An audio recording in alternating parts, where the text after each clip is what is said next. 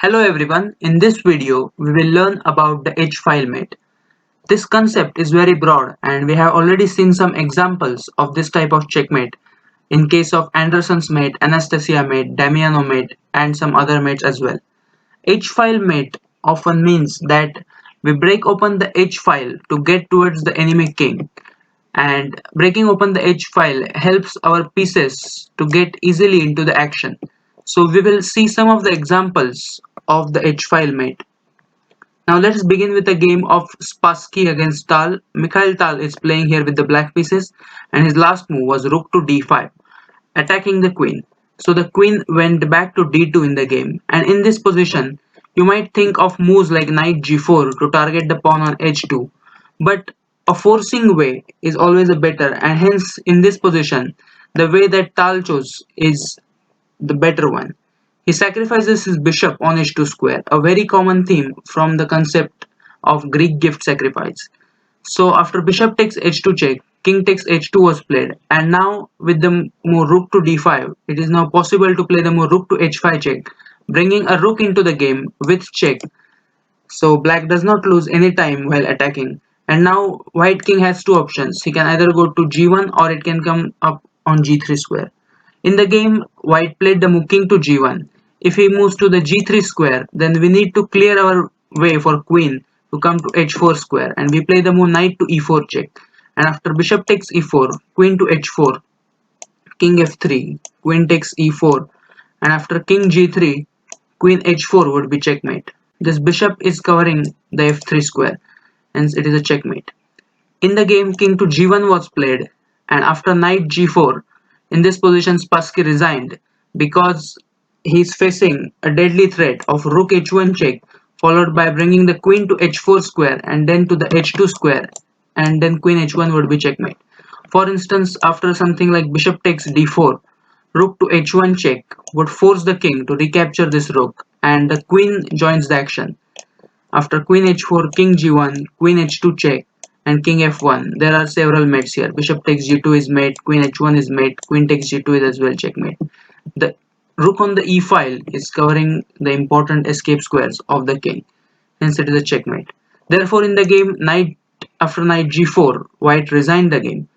So you can see how important it was to sacrifice this bishop to get to the enemy king.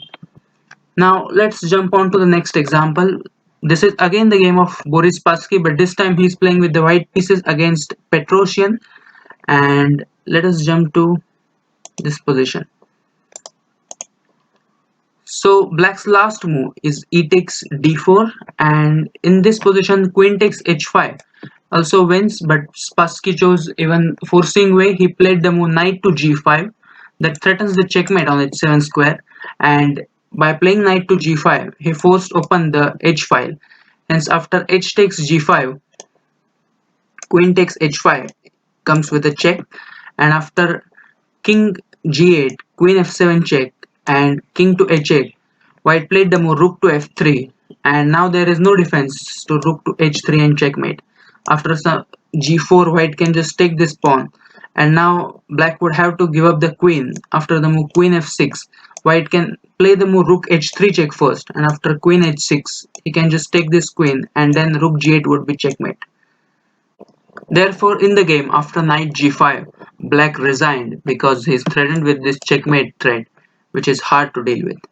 Now let us jump on to the next example. This is the game of William Steinitz playing with the white pieces, and let us jump to this position. White has a nice bishop in this position, and also the h file is open. And now to finish off his opponent, Steinitz played a nice combination here. He just removed some of the black's defender with the move rook takes h7, and after king takes h7, brought his queen into the h file, which is very dangerous for black king.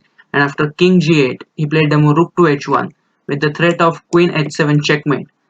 So rook to e8 was played in the game to create some escape squares for the black king.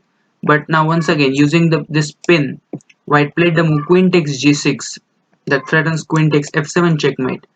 So in the game queen to f6 was played, and after bishop takes f7 check, queen takes f7. Steinitz played a really nice move here to win the queen, and his opponent resigned. Once again, because of the h file, we can play the move rook to h8 check here. A very nice combination that forces the king to recapture this rook because the bishop is pinned, and after king takes h8, queen takes f7, white wins a queen and wins the game. So now I have a test position for all of you. Black's last move was knight takes b6, and in this position it is white to play and win. How would you play here with the white pieces? You can pause the video and think.